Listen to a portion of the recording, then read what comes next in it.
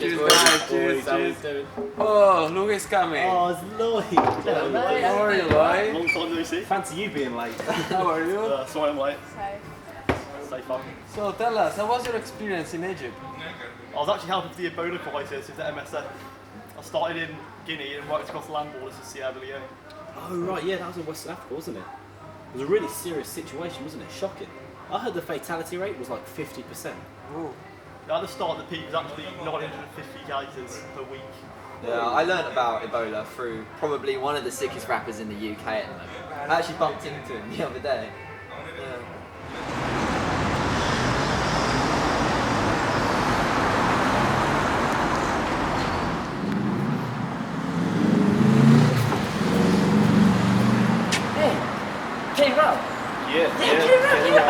Oh man, can I get a picture? Can I get a picture with you? Yeah, sure.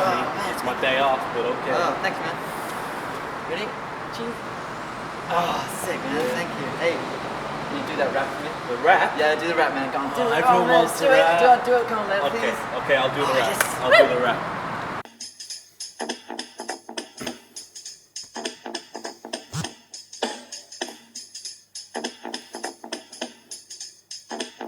Now this story all about how West Africa got flipped, turned upside down, and I'd like to take a minute, just sit right there. I'll tell you some experiences about Ebola.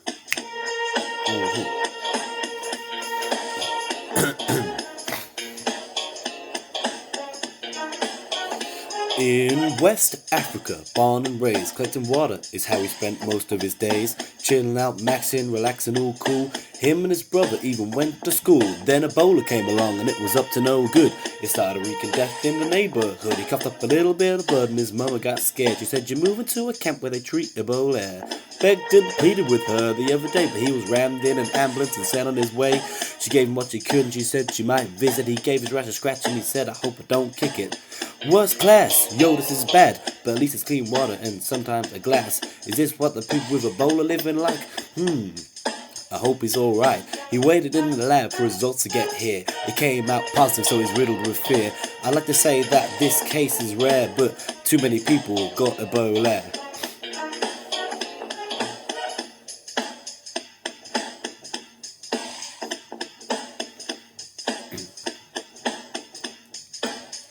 More people arrived, about 7 or 8. So he yelled at the lab, "Yo, Holmes, help me out, yeah?" He looked at his doom, he was finally there. I hope this little song has taught you about Ebola.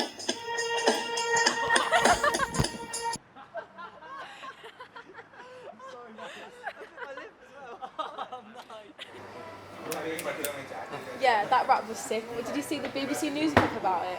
Oh yeah, that was good. We're live. Oh, sorry. Good evening, peasants. Welcome to BBC Italia. Oggi parleremo di un posto meraviglioso dove... Oh, sorry, I just moved here. Our top story is tonight. The Ebola outbreak spreads through Western Africa. Kim Kardashian has taken another selfie with clothes on. Oh my god. And our favourite leader, Kim Jong-un, has got a new haircut. Yeah, but let's speak about Ebola. More into the Ebola crisis story. Today we are live with us, our dream guy, Miles Hawes. He's interviewing Dr. Lloyd from a specialist hospital in Sierra Leone. Yes, Miles. Hey guys, thank you. I have here with me Dr. Gareth and Dr. Lloyd, all the way from Africa, who are going to talk about the issues of vulnerability presented by the Ebola virus. Guys? Three main countries affected by the crisis in the previous decade have been in a state of internal political corruption. When the civil wars ended in these countries, they left the houses to political situations due to the lack of funding and qualified manpower.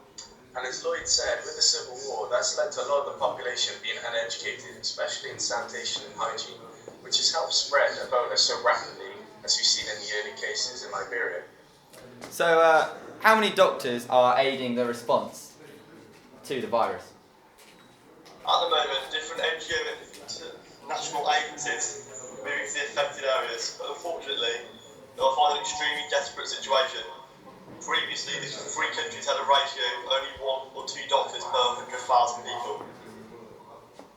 I've heard that the traditional burial practices involving washing and touching the deceased have been linked to about 60% of Ebola cases in Guinea. Could you elaborate on Yeah, that? that's right, Miles. We've got an issue with that. We have to respect the culture, but at the same time, we need to educate the Kwesi tribe about sanitation and how to prevent such diseases from spreading, especially in the case of Ebola, where dead bodies tend to be more contaminated than live people. In addition to what you said, women are primary caregivers in their homeland communities and also in health facilities, nurses. Therefore, nurses tend to be infected, and then this puts more of the population at a greater increased risk of contracting the virus. Right, okay. Well, thank you very much, guys, for that. I wish you all your luck in Africa, and back to the studio. Thank you, Miles, and thank you, doctors. I really appreciate your work over there in Africa. But let's talk about some history now, Mario. Because unfortunately, it's not the first time that Ebola has been around, isn't it? No, Peaches, this virus is not a recent phenomenon. Ebola first appeared in 1976, where there were 2 simultaneous outbreaks. One in Nazara and South Sudan, and the other in Yambuku and the Democratic Republic of Congo. Now, the latter occurred in a village near the Ebola River, and that is where the disease got its name from. Oh, that's interesting. But the virus is transmitted to people from wild animals, normally bats, and spreads in the human population through human-to-human transmissions. Lloyd, I didn't recognise you in that video. You look so young. Yeah, I didn't realise the magnitude of the situation till I watched this documentary, and the pictures were so graphic. I had to cover the eyes of my little niece next to me. The worst public health emergency of today. There have been more cases than deaths in this outbreak than all others combined. Mother, sister, they all died. 2 years on from the outbreak, we want to know how the world responded. So we're travelling around Britain to meet with WHO and UN representatives to find out.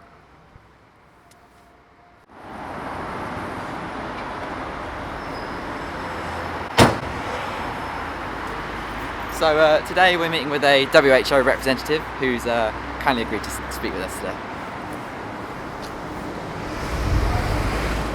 So we've just arrived at the UN offices to meet the representative who's kindly agreed to speak to us about what the UN did to respond to the Ebola crisis. Hiya.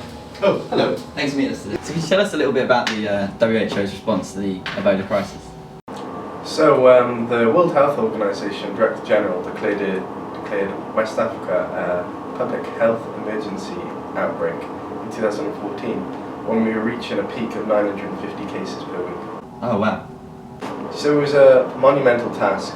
We worked with governments, international agencies, international health communities to mobilise and coordinate a large-scale attack or response.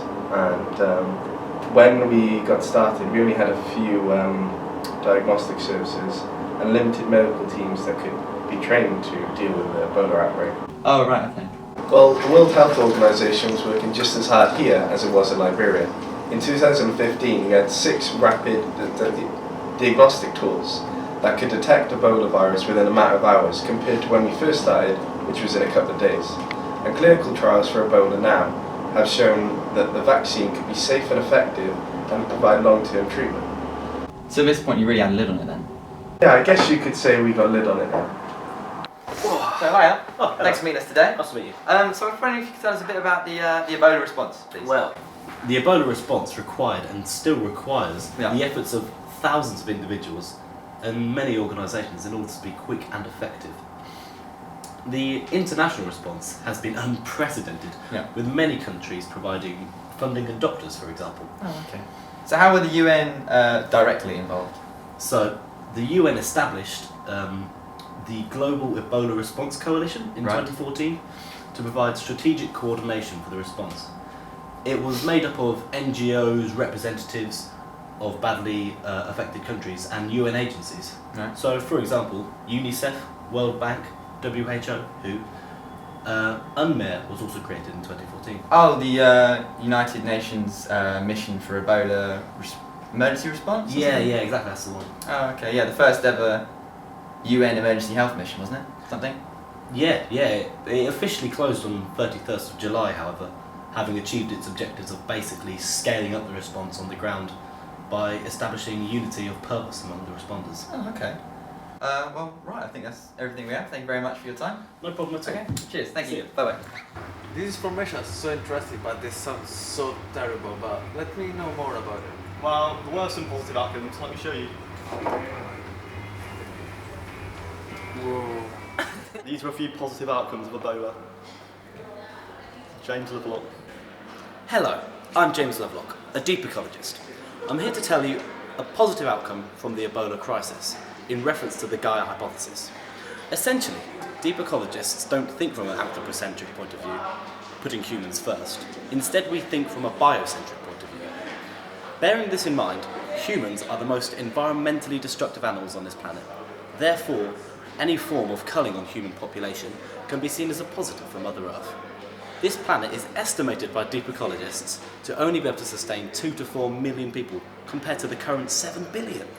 The fact that this human culling is so controversial doesn't matter to us deep ecologists, as we believe that the Earth is an autonomous, self-adjusting system and will correct itself, in this instance by releasing a deadly disease.